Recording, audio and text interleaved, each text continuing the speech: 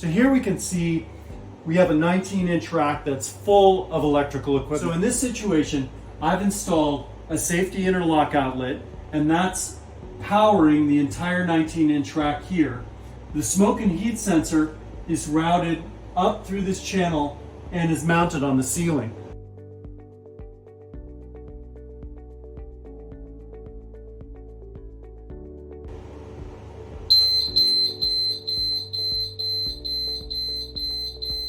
Now, this entire space is protected. If the temperature reaches 129 degrees, or if there's any smoke whatsoever from any of this equipment, all the power to this entire rack is going to be immediately shut off. So it's a situation where we can really mitigate the risk of fire in an audiovisual closet like this one.